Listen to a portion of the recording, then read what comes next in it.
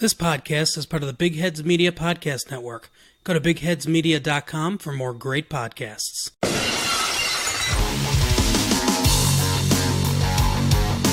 You are plugged in for the Podcast Wrestling Society.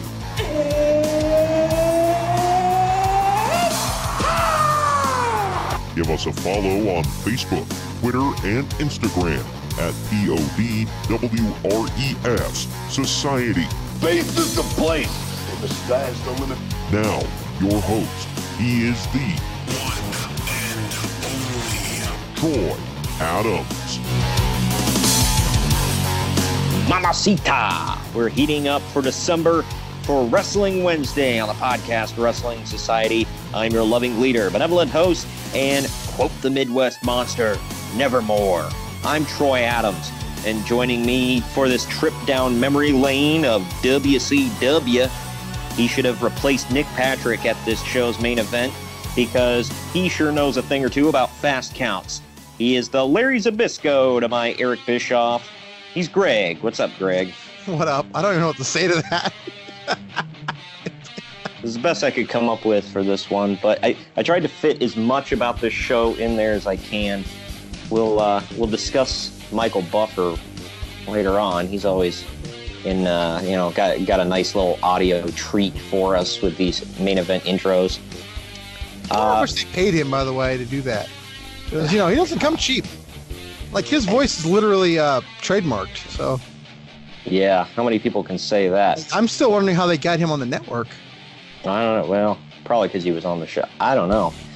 But, speaking of trademark, you can get your junk so clean you can get it trademarked because support for Podcast Wrestling Society comes from Manscaped, who's the best in men's below-the-belt grooming. Manscaped offers precision-engineered tools for your family jewels. Jingle balls to the walls, fellas. Listen up. Untrimmed pubes are a thing of the past. It's time to gear up and get yourself the gift of shaving this holiday season. I'm talking about the Manscaped Perfect Package 2.0. We're talking about the total package in one of these matches, Greg. But, if you want a perfect package, I don't know what Lex Luger's situation is like down there, but he looked like he knew a thing or two about manscaping. Good grief. This is a real sponsor, by the way. It is. Well, I'm not joking around here. I wouldn't just plug these guys for no reason. No, never. Well, they are real, and I'll tell you what, we've all had bad experiences in the past, but that is a thing of the past if you get manscaped. That's why this revolutionary company, Manscaped, has redesigned the electric trimmer so you don't have those horror stories. Their Lawnmower 2.0 has proprietary advanced skin-safe technology so that their trimmer won't nick or snag your nuts, fellas. It's also waterproof, so you can use it in the shower. The Lawnmower 2.0 comes inside their Perfect Package 2.0, which makes a great gift this holiday season. It's literally everything you need to keep trimmed, cut-free, and smelling nice down there. Santa Claus should be the only one this season with a big red sack. You know what I mean, Greg? Oh no? God. I actually have their product, and I've used it. Well, Greg hasn't tried his yet, but, he might have a perfect package coming in a package for Christmas, as a early gift. And don't use the same trimmer on your face as you're using on your balls. It's just nasty. The Manscaped Perfect Package 2.0 also includes the Crop Preserver and Anti-Chafing Ball Deodorant and Moisturizer. You already put deodorant on your armpits. Why do you not put it on the smelliest part of your body? And yes, your balls do stink. Speaking of sweaty and stinky balls, I'm thankful for their Crop Reviver. This product, along with the Crop Preserver, keep your balls from sweating, smelling, and sticking. So, as Tony Schiavone and Conrad Thompson would say it, you won't be bat-winging. Throw it in your Google machine. I'm not going to explain it here. And these products smell good. Their manly scent is attractive and will help set the mood, if you know what I mean. The Perfect Package will also come with a pair of Manscaped boxer briefs that'll keep your junk feeling fresh all day. It's time to upgrade from those overused pair of boxers to Manscaped's high-performance anti-chafing boxer briefs. 'Tis the season of Manscaped, so get yourself, your dad, your brother, and your friends the best gift of all, the Manscaped Perfect Package 2.0. And check this out. Get 20% off plus free shipping with the code BIGHEADS. That's BIGHEADS at manscaped.com. That's manscaped.com. Your balls will thank you. Get 20% off and free shipping with the code BIGHEADS at manscaped.com. That's 20% off with free shipping at manscaped.com and use the code BIGHEADS. But speaking of down there were a few things about this show that were sweaty and stinky, I would assume, but overall, I liked Starrcade 1997. How about you? I remember watching it live, and it was a huge deal. Yeah, it was. This was seriously one of the biggest pay-per-views of the time, wasn't it? I might argue it was the biggest pay-per-view at the time. They built this up for a freaking year, man. I think I might have anticipated this more than I did WrestleMania 13 that year. Yeah, I'm forgetting. What was the main event of WrestleMania 13? It was Sid, right? It was Sid and The Undertaker. In the very building we'll be at, or we're at, depends on when this airs. Well, for those of you, because Greg's talking about being on the plane and whatnot, we, in record time, have not left for Chicago yet, but this is post our Survivor Series show, so letting you all know, it was great, Greg. We had so much fun doing Chicago things. I'm just going to leave it generic like that. What the hell does that even mean? Chicago things. Things pizza, that you can only do in Chicago. Sears Tower and flipping off Packer fans. Yeah, we'll at least do 2 of those. So, anyway, yeah, man, this started, for those of you, we already reviewed War Games from 96, I believe, or maybe it was, Halloween Havoc 1996, I think. Yeah, we did. That was an Agent in Cage. That was this year. That's right. 96? What was 96? Yeah. Oh, Hogan 96, Hogan and Savage. Yeah. So, yeah. It's got to be Hogan and a guy who wrestled in the 80s. That's right. It has to be. Yep. That's the rule. You know it. Well, we talked about that. We talked about how between War Games, or Fall Brawl War Games, rather, and Halloween Havoc 1996, Sting had walked out, said he was done, said screw everybody. Literally said screw him. Literally said screw him and told him to stick it. Yep. Said, for all of you who didn't have my back, you can shove it, or whatever the hell. That was something. But he cut a great promo, historic promo. He was still short, dark-haired Sting with the multicolored face paint and bright neon tights and all that. But now he was in full Crow mode. He'd grown his hair out. He's wearing a bodysuit, all that good stuff. But this had been building up that freaking long with the NWO and all that. But the tagline for Starrcade 1997 really jumped out at me, because here are the 2 taglines. Hogan's a colorful guy, but his nightmare's black and white. Kind of ironic. Yeah, right? I'm like, is he a colorful guy, though? Because he wears black and white in the NWO. So, what? And then the other tagline, this one's a little bit better. It's, paybacks are hell. That one actually, it doesn't sound super lame. WCW's taglines for pay-per-views, man. Just, gosh. Yeah, their marketing wasn't their strong suit. Yeah. And Eric Bischoff talked about how their marketing and their advertising for shows had to be in like 6 months in advance or some crap like that. And which is why, if you go back to 1996, there was stuff post NWO, like the cover of, was it Hog Wild 96? Yes, that was the only Hog Wild. Yes. Okay, yeah, Hog Wild 1996. The poster is Hulk Hogan in red and yellow on a red and yellow motorcycle. They couldn't get someone to black and white that up. Apparently, that had to be in like way ahead of time, and he said they didn't have the resources and the funding to go back and fix it. Funding? You color in it with a crayon.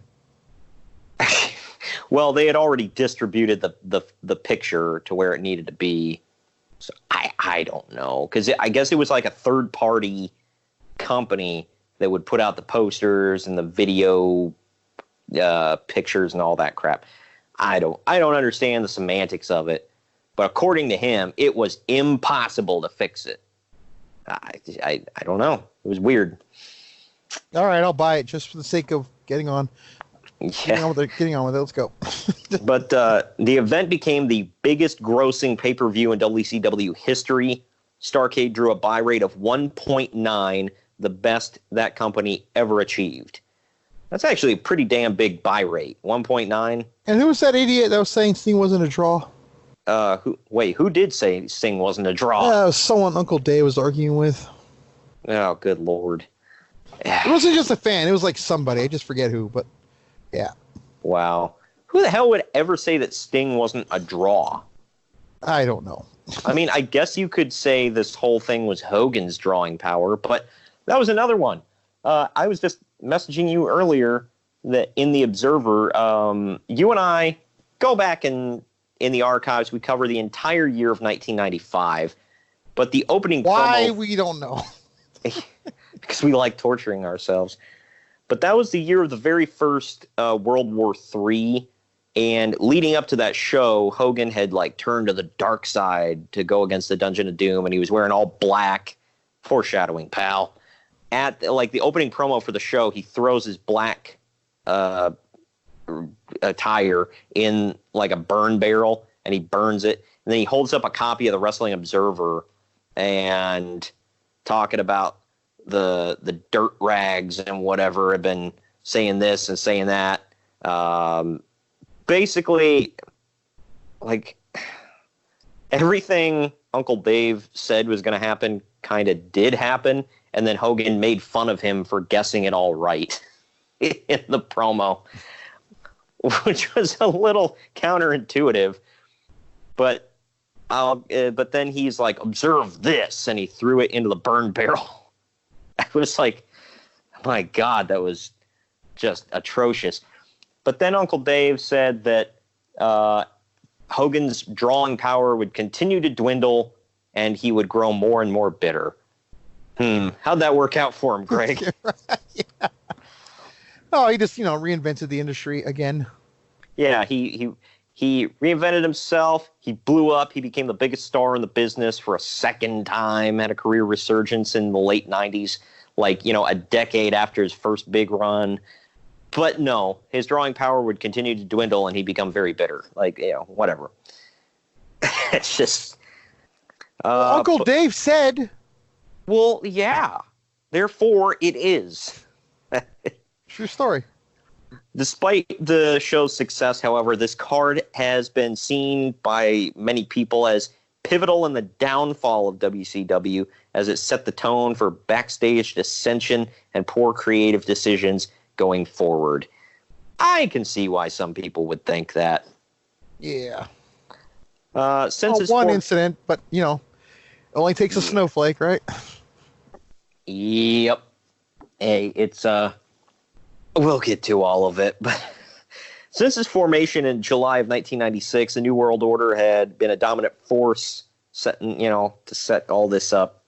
Hollywood Hogan, who was their leader, obviously, had been the WCW World Heavyweight Champion for most of the preceding year. Most of the WCW programming in 97 revolved around Sting, whose character changed into a mysterious Avenger. It's funny that he would become one later on in WWE, but not quite copy the success, I guess. But he watched from the rafters of the arena, didn't speak much, and, didn't speak at all, actually. He soon showed his opposition to the NWO and challenged Hogan to a match for the title at Starrcade. Do you remember that? What was it, a vulture or some crap? I think it was a vulture, yeah. That flew. Yeah, it was a vulture. Yeah, Sting was standing up in like the nosebleeds, and he had a vulture on his arm.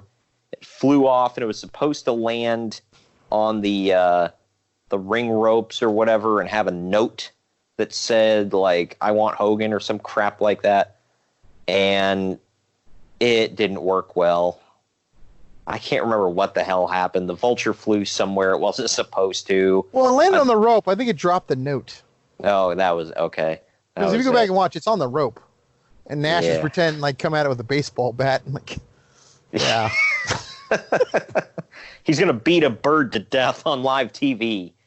Good Lord, you do that today, PETA's all over you. Oh, gosh, yeah. But, yeah, there was that. There was another one where Hogan opened up a gift, and it had been switched out by Sting. And when he opened the gift, it was a replica of Hulk Hogan's head in the box. And Hogan acted terrified. Just a bunch of head games, yeah, no pun intended. But in reality, Hulk Hogan and Eric Bischoff, the executive vice president of WCW, disagree over the outcome of the match. This resulted in the planned ending that, well, we'll get to it. Late in 97, by the way, it involved Bret Hart. Bret Hart was at this show. He was a pivotal point. In 97, Bret Hart was a top star in WWF and eventually fell victim to the Montreal Screwjob, now in the archives. Go check it out. He defected to WCW, and Hart was, this resulted in Hart losing the title in the Screwjob, and he debuted in WCW. Was this show his debut? Who? Hart.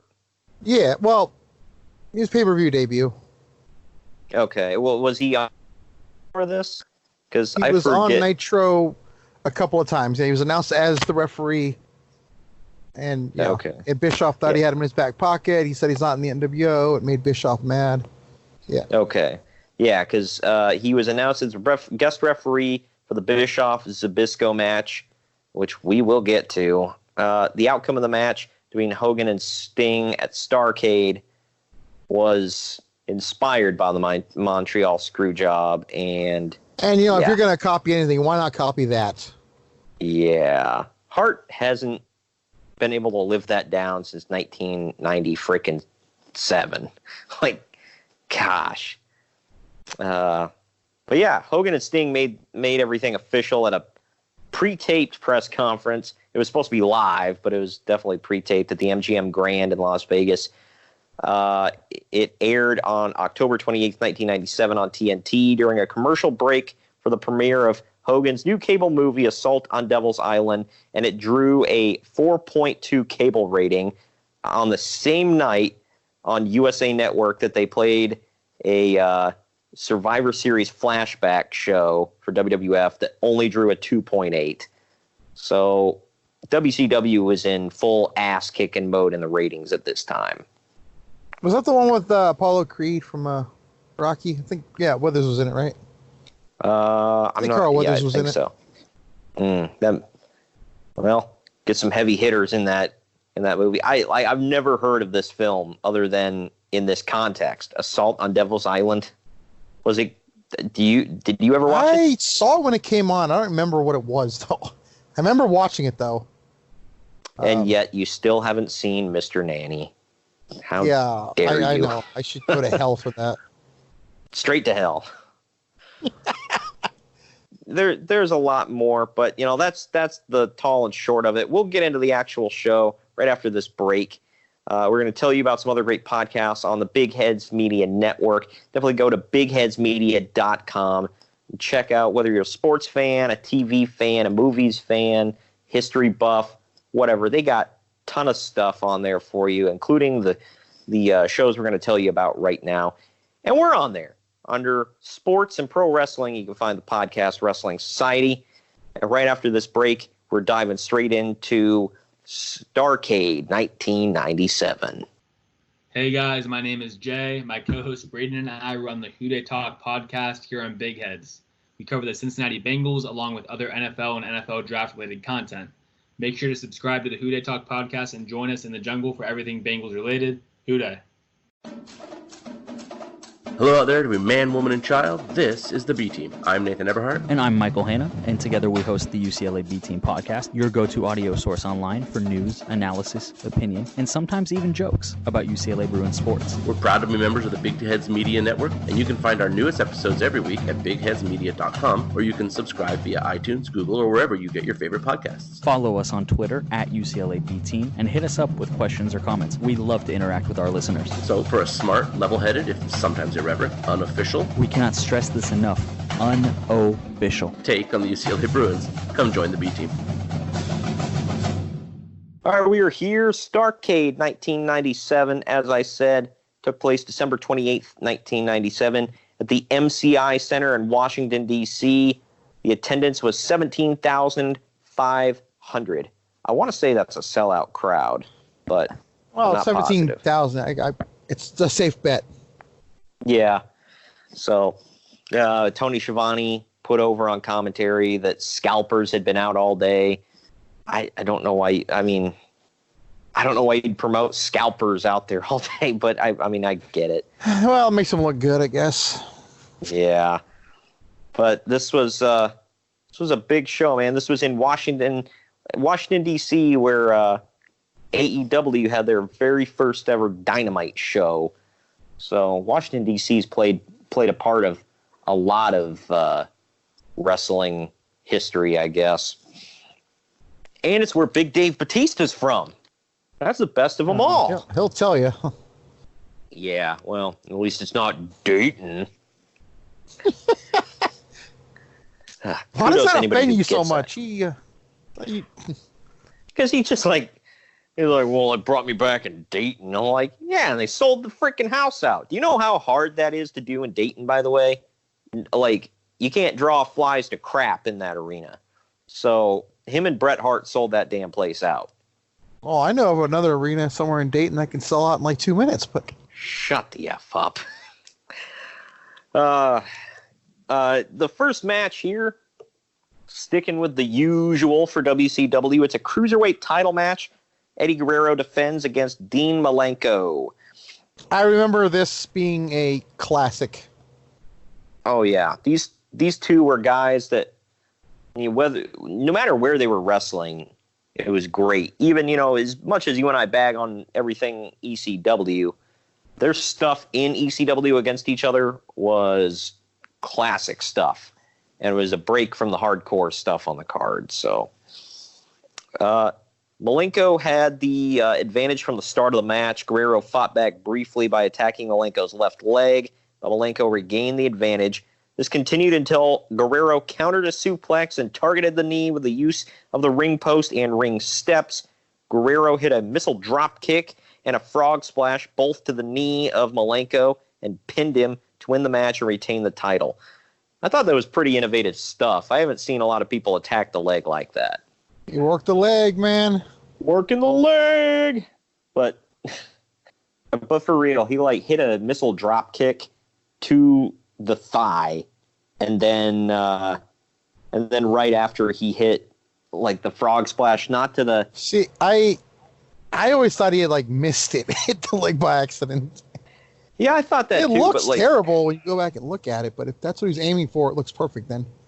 Yeah, it looked. I thought it looked good because he might have missed it, but it worked out in the end. So, whatever. But yeah, I said this was a great opener, one of the best matches, if not the best match on the card. I mean, there's not a lot of stinkers on this card, but there's not a lot of matches to write home about. Oh man, that was fantastic, Oh, wait till you get to the next one, actually. I'm pretty sure this is a 10-star right here. It's even outside of the Tokyo Dome. Gosh. Well, this next match that we're going to be talking about, we'll get to it in a minute, but one of the matches that was supposed to be taking place on this card is riddled with injuries. That's another thing we need to talk about. This card was freaking cursed because I think Kevin Nash was hurt, or did he just not show up? I still don't know. Well, I know he was at the next pay-per-view, so... Yeah, because the whole thing was Kevin Nash was supposed to face the Giant. Was this after Nash dropped the Giant on his head from a jackhammer? That's the next month. Oh, okay. Well, Nash had been calling himself the real Giant and been starting crap with the Giant, a.k.a. Big Show. Yeah, because that's something to feud about. Oh, well, yeah. Who's bigger? I am. Sounds like a Baron Corbin feud. But it sounds like it goes perfect with the promo you cut earlier. Huh? Oh, gosh. Well, we already gave them their plug, so we're moving on. Hey, Blue Chew, hit us up. Anyway, Nash and Big Paul White were feuding over who the biggest Giant was, the real Giant, whatever. We did a career retrospective on Big Show, now in the archives. Go check it out. But Nash no-showed this show. I don't know why. I don't know if he was injured, if he just didn't come. I don't know. It's something. But either way, Scott Hall, of all people, I like how Kevin Nash wasn't there, but Scott Hall was. Yeah, when's the last time you said that? Yeah, right, how the tables have turned. Or, well, how the tables would turn in the future, I guess. But Hall came out in his street clothes. He does a survey time and says that Nash won't be there tonight. Doesn't give an explanation, just says he won't be there. And he calls out the Giant, calls him a big goof, says, get out here so they can declare him the victor by forfeit. The Giant finally comes out and he just beats the tar out of Hall, like picking him up and dropping him over and over. And the Giant leaves, and then the NWO B team comes out to help Hall to the back. What do you mean B team? I mean what I said. It was Vincent and Scott Norton. You shut your mouth.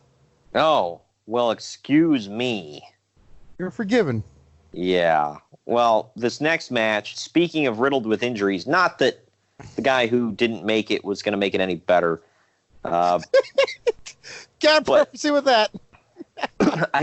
I think this one guy was injured. I don't know. Again, I don't know why he wasn't there. But it was the NWO consisting of Scott Flash Norton, Vincent, and a mystery partner who would replace Conan. I don't. Again, Conan just wasn't there. I think he was injured, but he could have been stuck in. I don't know if he was still working Mexico at the time. I don't know. But they took on this team. It was the Steiner Brothers and Ray Traylor, a.k.a. Big Bubba, a.k.a. the Big Boss Man, whatever the hell. I like how Big Bubba's your first a.k.a. Like, that's the first one to remember him from. Well, it was WCW, so that's the first thing I go to. But they're with Ted DiBiase. So earlier in this year, they had Sold Out, correct? No, Sold Out's in the next month. NWO Sold Out? It was January, so it's coming up. Wait, January of 1998 is when they do NWO Sold Out? No, I think they have multiple. No, I'm talking the first one where the NWO takes over the whole arena. Yeah, that was the first one.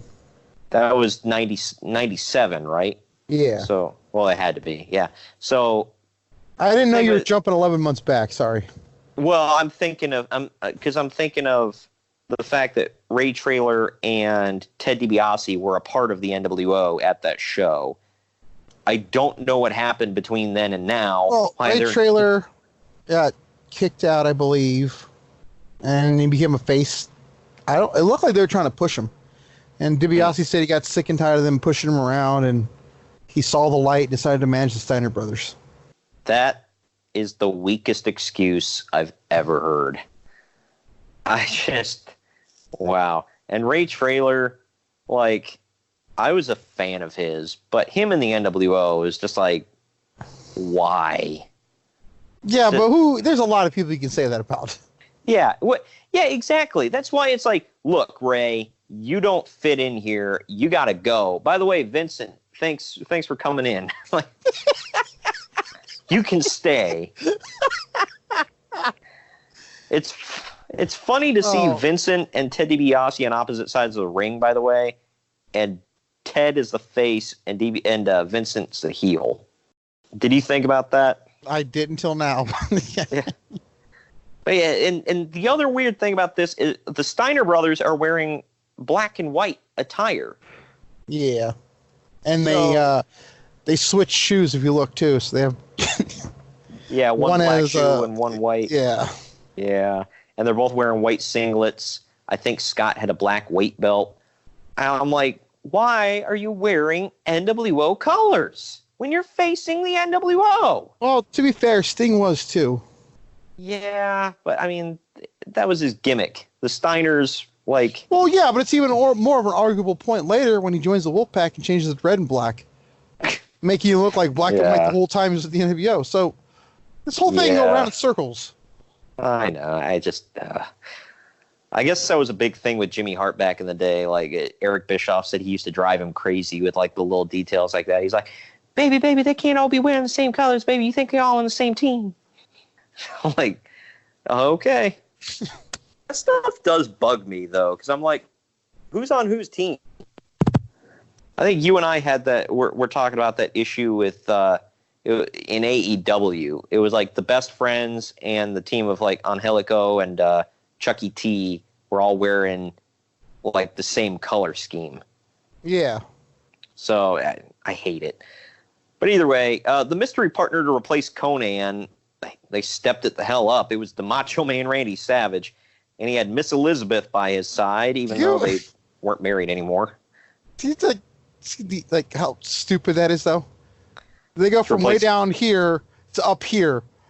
I mean, it's almost insulting the Macho Man if you think about it. Like, really think about it. Well, yeah, we can't get Conan. I guess we'll use Macho Man. Like, I get that line of thinking, but the old wrestling adage is supposed to be like, well, if you can't deliver on what you promised, get something equal or greater. Okay, true. But, like, he's a major star. They had nothing else for him this night. He's going on a throwaway 6-man. Yep. Well, what was he doing? Keep in mind, Mongo's got a match coming up. Not to jump ahead, but Savage doesn't have a match.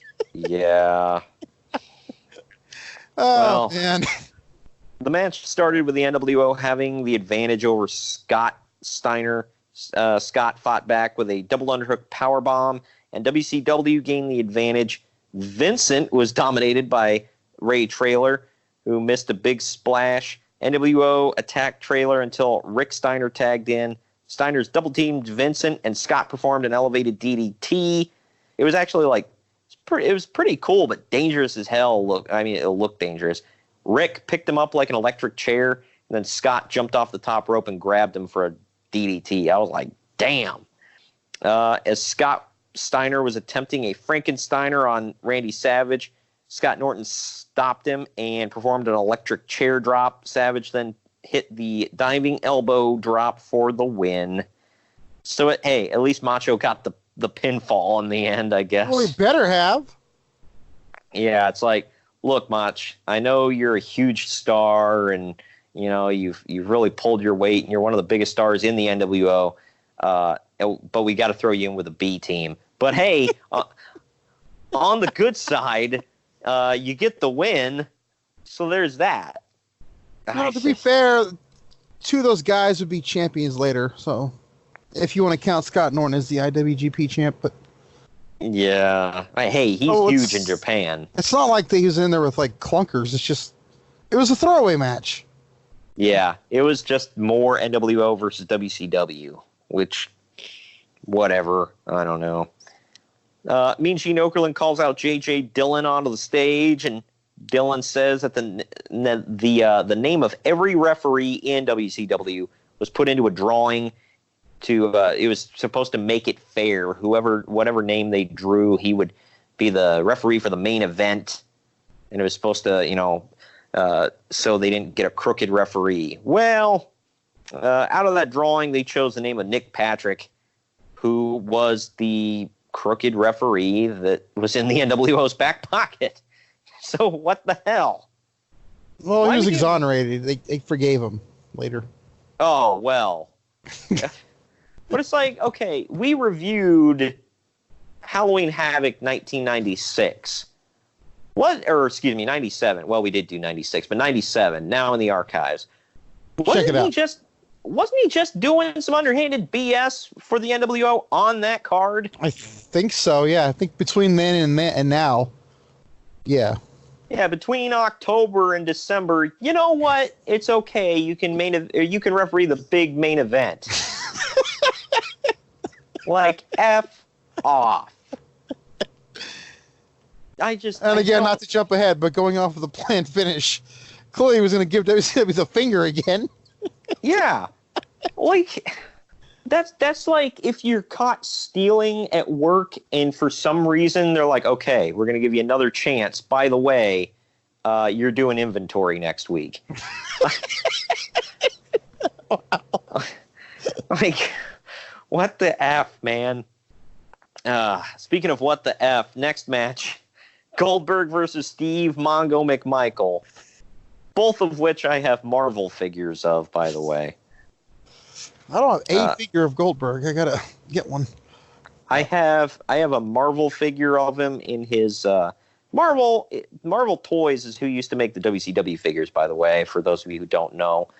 Yep, and they just repurposed TNA figures. So. Yes, they freaking did. And I did them for TNA figures, yeah. Yeah, and I didn't realize that until I got I think it was a Christopher Daniels. It came with like a breakable police line thing. It was the same one, just a different color that I got with my Lex Luger. Well, the trash can that came with Raven on the bottom of it clearly says WCW. Yeah, that's true. But yeah, that Goldberg figure came with like a Rey Mysterio that you could beat up on. Did you ever know that? Yeah, I had that one. Yeah, that was... and they had like a little loose belt so you can hold them up for the jackhammer. Oh, yeah. Yep. And he came with the WCW title, too.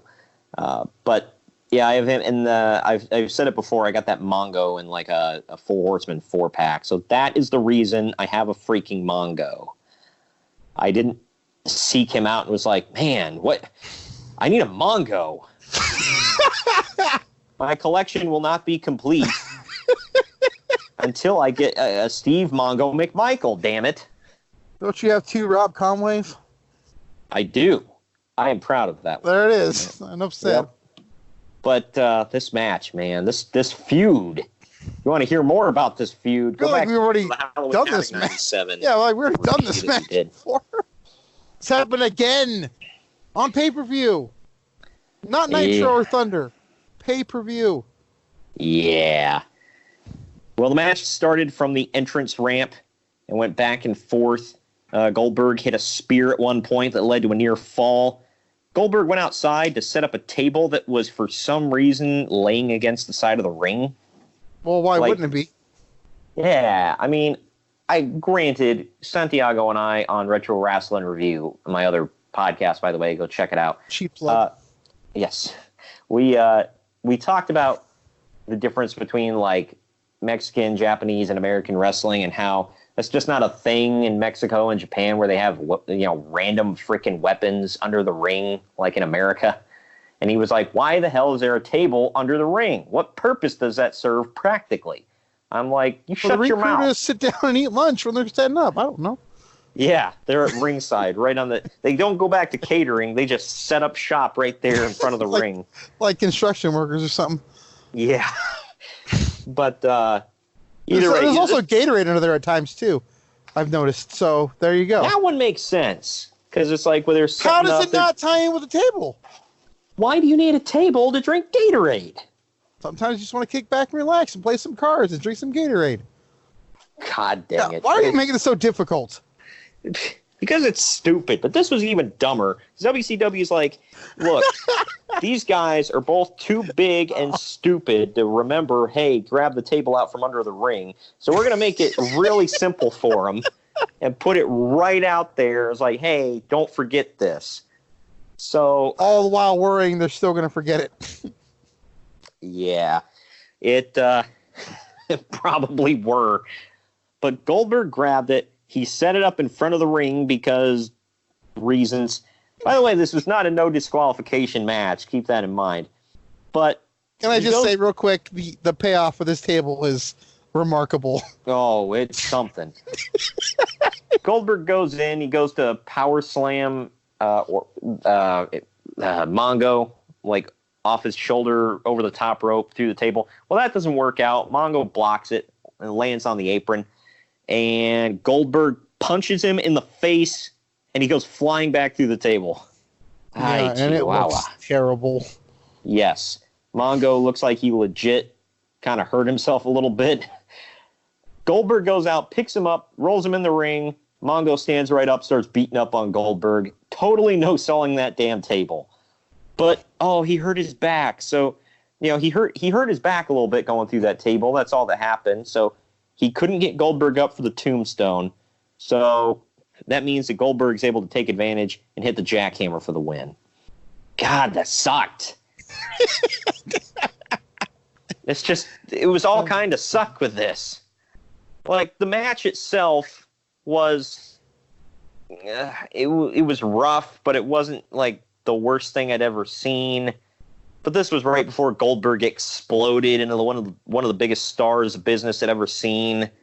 And he was wrestling frickin' Mongo on the biggest show of the year. Pay your dues, I guess. Yeah, there's no bigger paying of dues than taking on Steve Mongo McMichael. Okay, you buried him like 3 times already. And he came out just like the only thing he could do was put up the 4 fingers because for some reason he was in the 4 horsemen. If you look at it, he was probably the most proud horseman too. He did it all the time, like Vincent with the 2 sweet. Yeah, he was just happy to be there, which is fine, I guess. But why? Why was he there? That's my question. Reasons. You don't have an answer either. I just need to use yours. Reasons. Yeah, because F you, that's why. I guess it's better than Paul Roma by default. But is it really? I don't know. Either way, we're going to take our second and final break of the podcast. Let you know about the other fantastic podcast here on the Big Heads Media Network, which, by the way, has recently been joined by my other wrestling podcast that I plugged earlier, Retro Wrestling Review. We're also on the No Please Don't Podcast Network. Check out nopleasedon'tpodcast.com/RRR. Make sure you put podcast after No Please Don't, or you might end up on a government watch list. So just putting that out there. But we will be right back after these promos from some other friends on our network. The Instigator Podcast is the best source for Buffalo Sabres and NHL-focused discussion. Join us each week as we break down everything surrounding the Buffalo Sabres, the latest news from around the NHL, and feature select interviews with notable personalities from the hockey world. The Instigator Podcast can be found on iTunes, Google Play, Stitcher, and just about anywhere else podcasts can be found. And we look forward to having you tune in for our next episode. Oh, hey, I didn't see you there. I'm Swanson, host of the TV Tuners podcast. Every week on TV Tuners, me and my co-hosts, Keo Rain, Swanson, I need water, and Stairmaster review the latest in TV, discuss news, trailers, and even find time to play some fun games. Right now, we're working overtime to cram as much TV knowledge into our brains as possible. Isn't that right, guys? Swanson, we've been here for 24 hours. We need to get out of here. Not until you answer who Norm is. He's Fraser's brother. Wrong. You get the shock. Check out TV Tunes, available on Apple Podcasts, Google Play, Stitcher, or any of the podcatchers of your choice. All right, we're back, and that means we're wrapping up Starrcade 1997. You personally chose it, Greg, and I wasn't too upset about covering this one. It was a unique show. It was a big show. Probably not Paul White, but like we talked about, the biggest show. Slow, but the biggest show in WCW history, but there's still plenty of stuff to cover. I talked about injuries really and no shows really plaguing this show and crapping on things that were planned. Well, check this out. This next match was Saturn versus Chris Benoit in a Ravens Rules match, which is apparently anything goes. The match was scheduled to be Raven and Chris Benoit, and in kayfabe, Raven chose not to compete, and he chose Saturn to replace him because Saturn was a member of the Flock. I think in reality, Raven was injured, and I'll get more into that here in the finish. You can kind of tell. The match started with Benoit having the advantage as they fought outside the ring. However, the Flock came out of the audience and attacked Benoit. Saturn then dominated Benoit and targeted his neck. As Saturn climbed the turnbuckles, Benoit pushed him to the outside. Benoit applied the crippler crossface on Saturn, but the Flock attacked him again. Benoit took them all out except for Raven.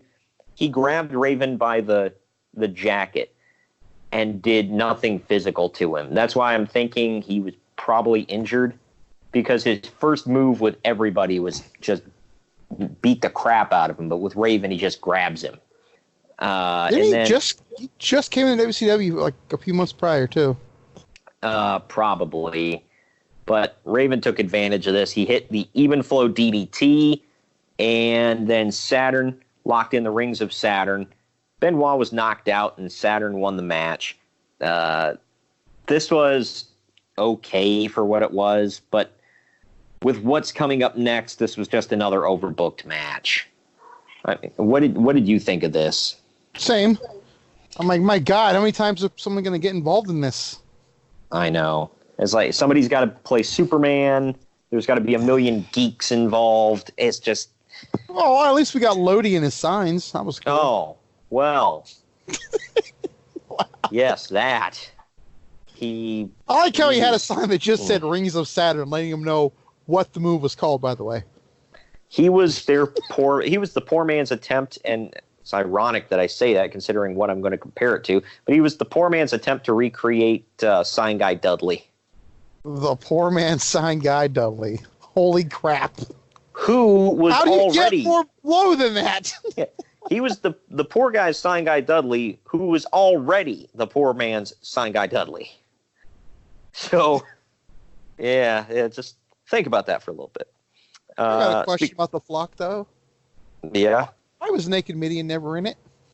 Because he was never a part of WCW, I guess. I guess the right answer is he was already deflocked, but whatever. What the hell? Well, you know who else was... what he was doing under that fanny pack was he was manscaping from manscaped.com. Wow. I mean... Wow, I would like to nominate you as a king of segues or tie-ins, or whatever you want to call it. Well, again... All right, I got crap on you. Well, again, thanks to Naked Midian and the mention here, go to manscaped.com and use that promo code BIGHEADS. It'll get you 20% off the Perfect Package 2.0. Yeah, speaking of packages, Buff Bagwell took on Lex Luger up next, who was the total package. This is gonna sound weird, but this match wasn't as bad as people say it is. No, the finish I thought was... Oh God, it was WCW. Something. The finish sucked ass, but yeah, I mean the match was pretty decent. God, you ain't kidding. Luger had the early advantage until a distraction from, of all people, Vincent, because got to get more of him on the show. And I got to point out he was doing the too sweet sign multiple times, like we were just talking about. Well, hell yeah. But it allowed Bagwell to fight back. Bagwell dominated Luger until near the end. Luger hit Bagwell, or rather had Bagwell in the torture rack, but the referee was bumped at this point and knocked out completely. And then Randy Savage and Scott Norton come down. Got to get, because you got to make sure everybody knows Savage is hanging out with the B team right now. It's just got to drive that home. Holy crap. I didn't even realize that, but yeah. Oh, my God. But Luger... Hold on real quick. I'm sorry. So he didn't have a match, but he had two appearances with the... Well, I mean, he didn't have a scheduled match, but he had two appearances with the B team. Yep. Had to jackhammer his ass in there with these guys. And I guess he get away with saying he was gonna feud or was feuding with Luger for a minute too. Yeah. I guess if you really want to nitpick, like why? Still, like, gosh, like I love how like in kayfabe, kayfabe, Vincent and Scott Norton were like, damn it, Conan's out. We need a heavy hitter to replace him. Hey, Mach, you're free, right?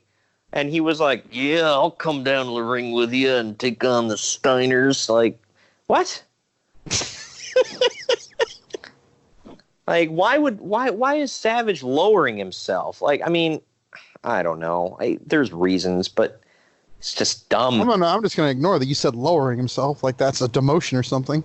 Yeah. Oh, yeah. Hanging out with Vincent and Scott Norton. God. Well, I hope Vincent hooked him up with some meat sauce. He definitely took him to the Olive Garden after. Yeah, and they paid with F money. You could paint it green. He could play it black. The hell. Go listen to that song he sings on Sam Roberts' show. He could paint it green. No? Paint it black. Just like me. A whole bunch of crap. Yeah, it sounds like a whole bunch of crap. What the hell? I'll send you the link later. Yeah, I don't want to hear a song sung by Curly Bill, all right? Your loss. But either way, Savage and Norton came out there while Luger had the torture rack on Bagwell. He lets Bagwell go, and he puts Savage in the torture rack. Then Norton comes up, kicks him pretty low, and then nails him with a foreign object. They never did say what the hell it was, but I think it was a slapjack. Bagwell then pinned Luger to win the match. This was boring and made Luger look like a superhero while also making the four other guys look like complete losers. And one of those other guys was the Macho Man. Because when I think, who's the Macho Man hanging out with this evening? I'm thinking Buff Bagwell, Vincent, and Scott Norton. Seems You're like not his going to kind let of that crew. go. It pisses me off so much because I loved Macho Man. How you feel about Hulk Hogan, I felt that way about Macho. So no, I get it. Just it's like you're like genuinely pissed off. I am. This is gonna bug me for a while, and this happened like 2 decades ago. Also, doesn't help that this is their big show too. Yeah. Well, up next, another childhood favorite of mine. Curt Hennig defended the WCW US title against Diamond Dallas Page. Hennig was a member of the NWO. It was originally going to be Ric Flair facing Hennig for the title, and it was going to be contested inside of a cage. However, 2 weeks earlier on Nitro, Flair was injured at the hands of Hennig and the NWO. Again. So I was going to say, is this twice in 1 year? Like, come on. What did they do to him? Do you remember? I forget what they did this time, but I remember they slammed the cage door on his head the first time. Yeah, which would have led perfectly to a cage match at this show. But, alas, didn't happen. So I guess technically that's another replacement. But if you're going to replace Ric Flair in 1997, DDP's a pretty good guy to slip in there. Probably his hottest year. Yes, 97 and 98 were like DDP, man. I say that, and it's funny, he didn't get his first world title till 99. But yeah, it's weird. No, 98. It was 98. No, 99. The match, was it April? April 99, yeah. But still, I think this was his hottest period. Yeah. Well, this was when he was really, really heating up. He was wearing the jeans. He was wearing the consistent rib tape. Yeah, which were below his ribs, so they didn't really help. I don't know. It's just I never got that.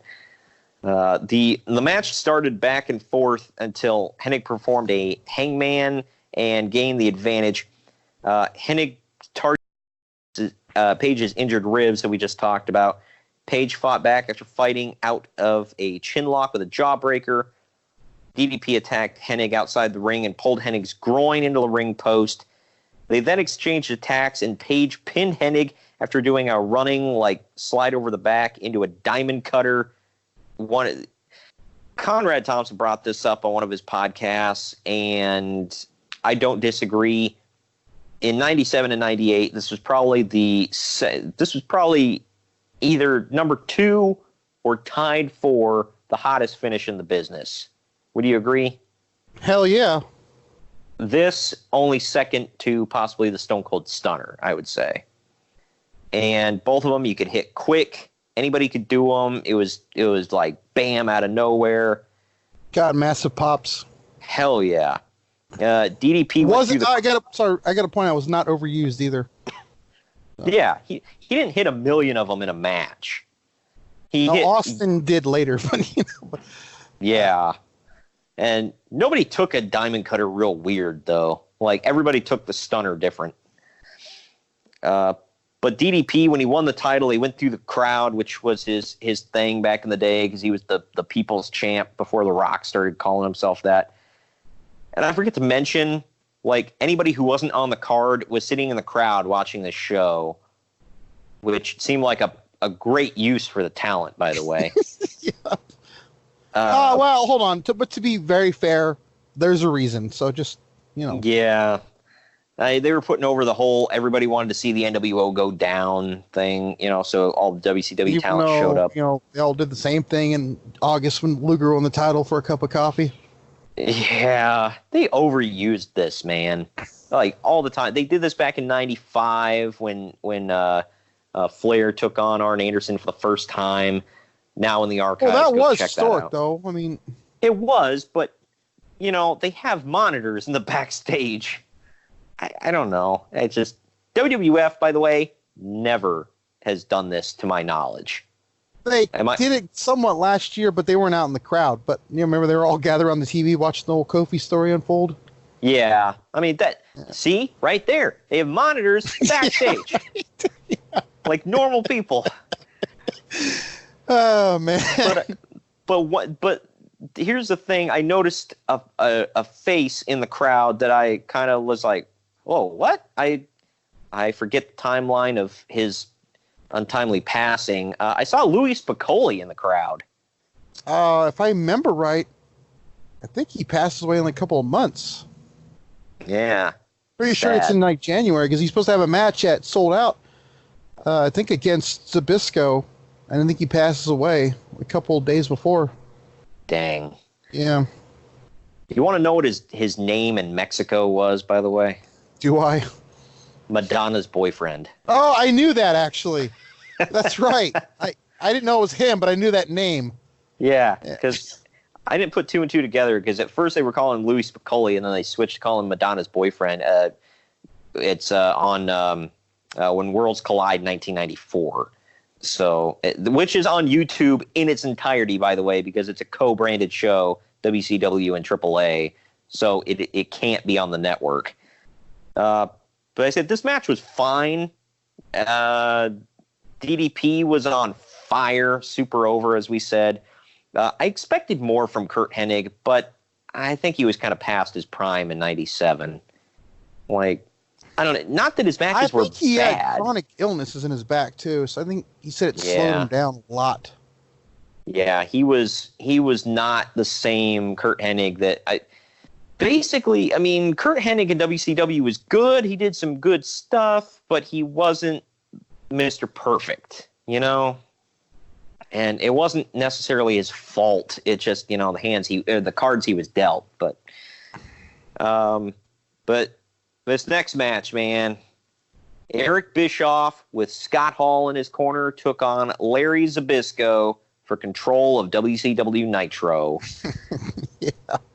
Special guest referee, Bret Hart.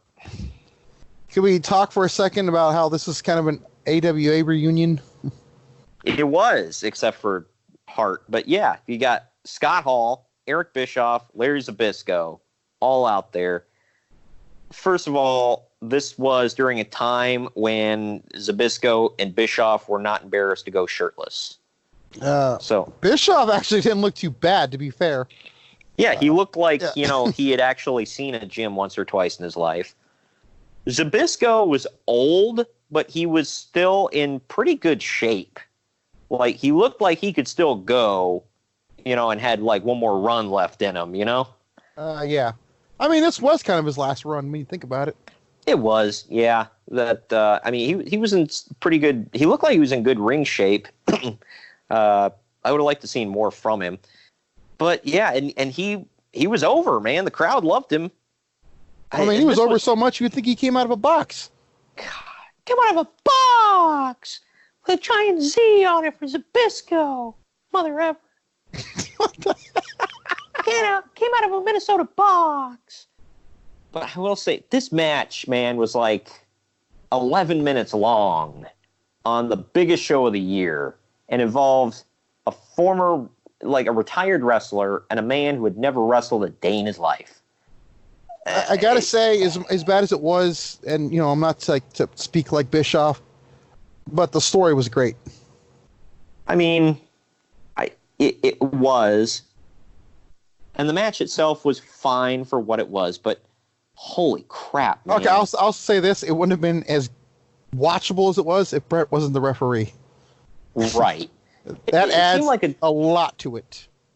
To a certain extent, it seemed like a giant wank fest with, you know, or Bischoff got to be in the ring with one of his heroes. It was like, my God, this is going to go on for 10 minutes. That'd be like, say I was I could book a match in WWE and I booked myself against The Undertaker for, frickin' 10 minutes, like, I'm just throwing that out there because he's my favorite. But it's like, come on, man. But the match began with Zbyszko having the advantage, shocker, but Hart appeared to be favoring Bischoff, stopping Zbyszko from using certain attacks and holds. Hart pulled Zbyszko away, and this allowed Bischoff to kick him in the head at one point. Bischoff continues with his kicks and punches, doing a lot of karate stuff, but he got tired, and Zbyszko came back, and he put Bischoff in the Tree of Woe at one point, and Hart pulled him away, and this allowed Scott Hall to get up on the apron. He placed a steel plate under the kick pad of Bischoff's foot, and when Bischoff finally got out of it, he kicked Zbyszko in the head with the steel plate. Bret Hart appeared to be raising Bischoff's hand in victory, but then knocked him down. Scott Hall came in, and Hart beat him down and then locked in the sharpshooter on Hall. And then Zbyszko choked out Eric Bischoff. Hart then awarded Zbyszko the victory via disqualification for Bischoff using the steel plate. So it seemed like they were setting up Bret Hart to be, to compare it to something in WWE, like what the Shield was about, like, justice, or like what they brought Sting in to do, be the vigilante. Seemed like they were kind of on this show setting him up like that. Am I wrong? No. And they kind of did do that for a while, but then, the NWO happened. Yeah. Because if you're a big star from WWE, you got to join the NWO. Which made total sense because we all know how famously Bret Hart got along with the Click guys. Yeah, right. And Hogan, for that matter. Oh, yeah, he loved him. My God, he wrote glowing things about him in his book. But now we're here, man. The main event, it was Hollywood Hulk Hogan defending the WCW World Title against Stang. Ah, you got it right. Yeah. I gotta give Michael Buffer's intro here just a little taste of it for what it was for Hogan, because they're so effing goofy.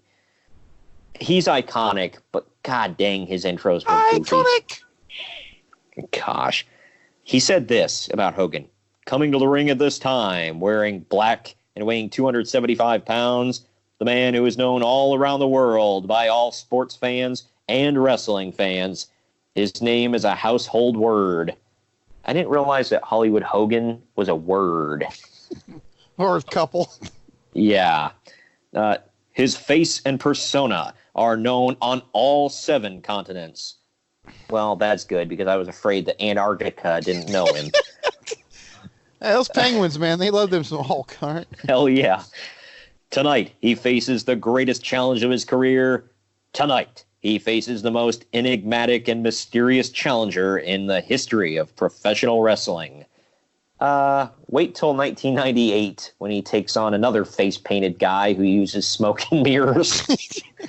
Now in the archive, Halloween Havoc. At least this was somewhat good. Yeah. You know what, man? Well, I'll get to that in a minute. Sting had a freaking cool-ass entrance, by the way, that still holds up today. just if you're gonna watch any like this match for anything, make it the entrance. He had like a laser light show in the ceiling. He had like it was cool. Like the lightning effect. This match started off with Hogan delivering some attacks. It was like a play on Michael Jordan coming out in the arena back then. That's what it was like. Yeah, I can see that.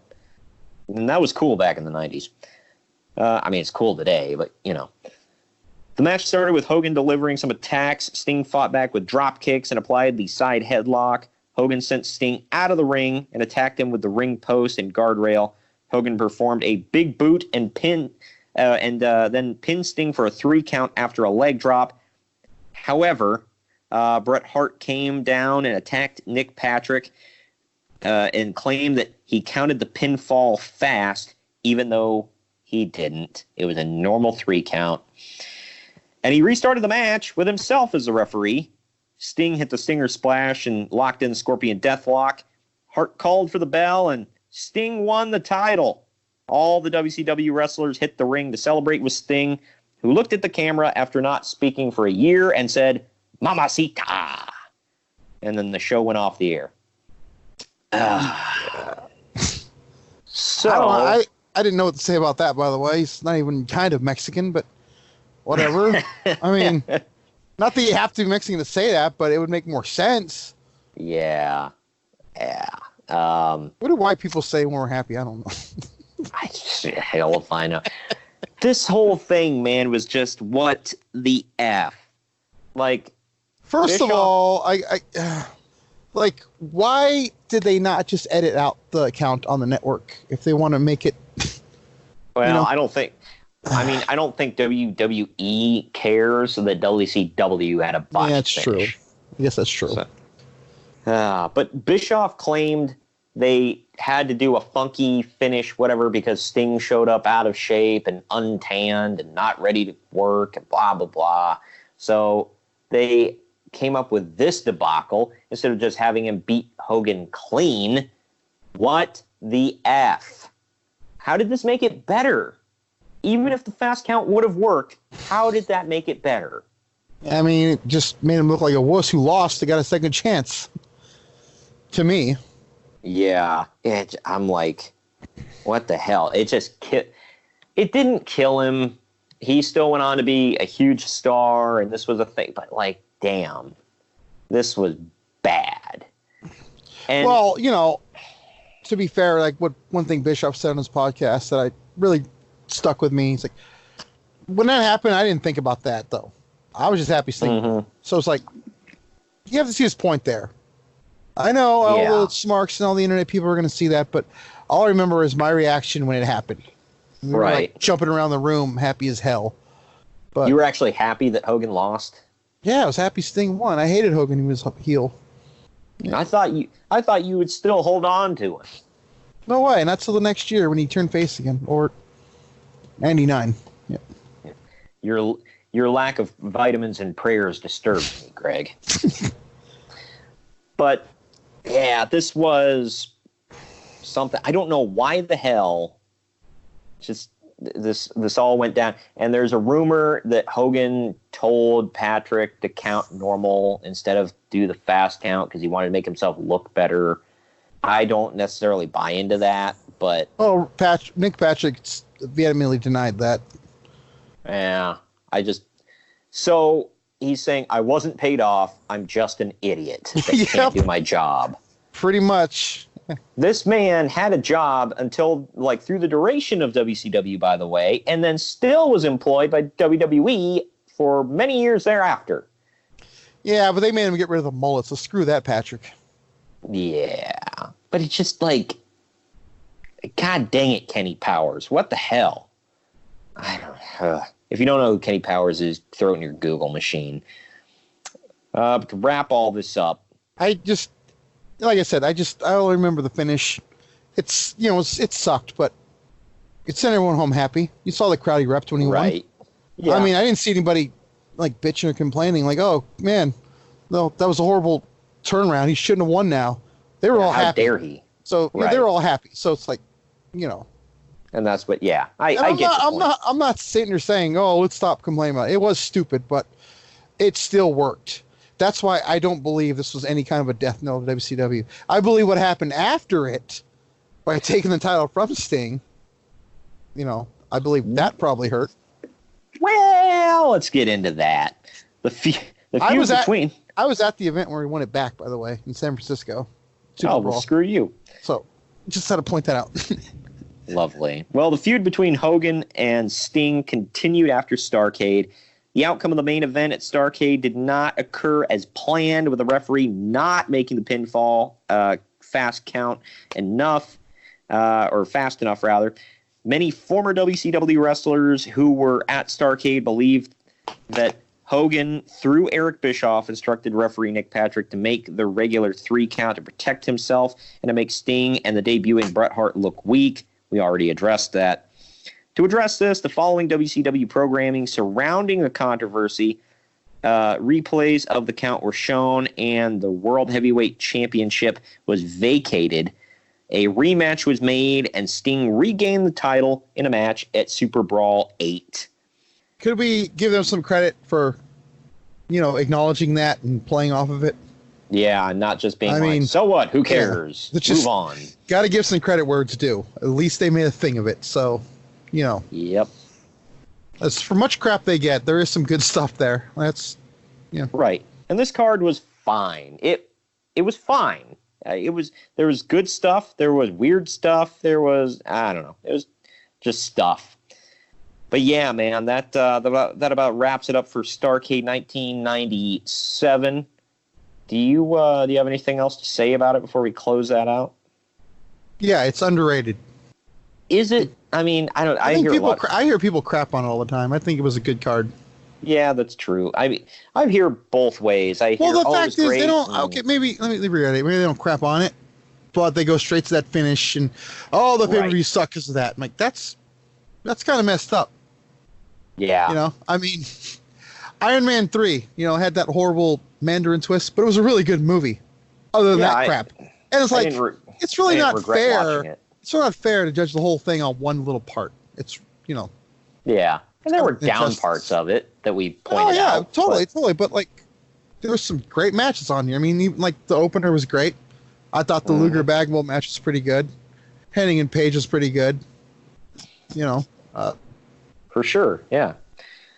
Well, just to wrap things up to close out the show, next week it will be exactly 19 years and 1 day after this event that we are covering. We are going to talk about WWE Armageddon 2000. Another very underrated pay-per-view, by the way. I don't remember a single match on that card except for the main event, so I'm anxious to go back and watch it. Go back and watch. You'll love it. The main event... I'm sure I will. The main event, for all of you that don't know, is that big 6-man Armageddon Hell in a Cell match, where the biggest thing people remember is Rikishi being chokeslammed by The Undertaker off the cell, back first into the back of a truck full of hay. Because every Hell in a Cell has to have a truck full of hay outside of it. Well, yeah, duh. That, I don't know. That aside, it was a good match. Yeah, it was. I think this is the one with Jericho and Kane, the last man standing, wasn't it? I can't remember off the top of my head. I think it was. I got to go back and watch for sure. Go back and watch the whole thing. I think I will too. Our December 18th show is going to be another classic Starrcade review. Greg and I are going to figure out which one. There's so many. Maybe we put it on a poll? We might put it on a poll. We might just make an executive decision and pick ourselves. But we'll figure it out. We'll discuss amongst ourselves. And then on Christmas Day, we are dropping Clash of the Champions 4 Seasons Beatings. Ho, ho, ho. I don't know if it was a good show or not. I'm kind of taking my chances here because the Seasons Beatings from WWE... Well, it's Jesus' birthday. We better do a good show. Happy birthday, Jesus! Here's some crap. I don't know. Oh, my God. Good grief. Oh, man. It's old school NWA, so I'm probably going to like it. I mean, chances are good. Just a couple of redeeming qualities, hopefully. What's the main event? What's the main event? I haven't looked really at the card very much. It's just Sting and Flair, is it? In the Broadway? No, that's the very first Clash of the Champions. This is I'm not sure. Hold on a second. Let me look it up. I'm curious now. Seasons beatings. Let me look this shit up. Literally. Clash of the Champions 4 seasons beatings. Okay.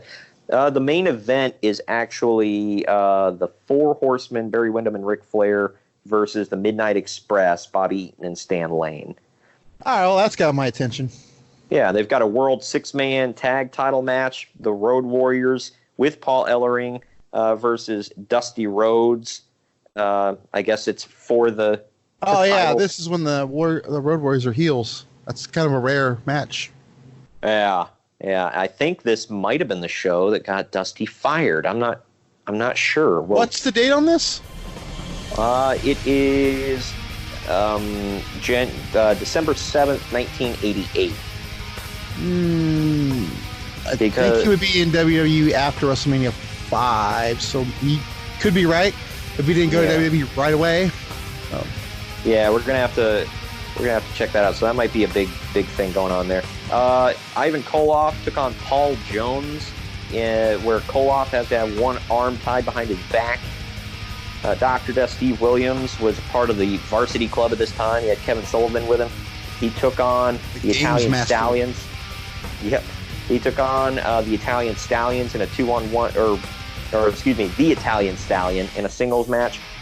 And then for the NWA United States Tag Team titles the title tournament finals, rather, it's the Fantastics, Bobby Fulton and Tommy Rogers, versus Eddie Gilbert and Ron Simmons.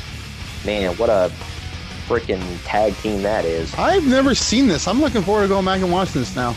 Yeah, I'll have to. It got a 4.5 TV rating, and it took place in Chattanooga, Tennessee. That doesn't surprise me. They were huge back then. Oh, hell yeah. Hell yeah. Huge. Huge with a Y. All right, but that about wraps it up. Thank you for joining me today, Greg. Of course. This is actually a fun one. I don't regret this one. I don't think I'm going to have problems telling people to please listen to this one. Yeah. Please listen to this one. We tortured ourselves and we will torture you. But we will see you all next week. Later.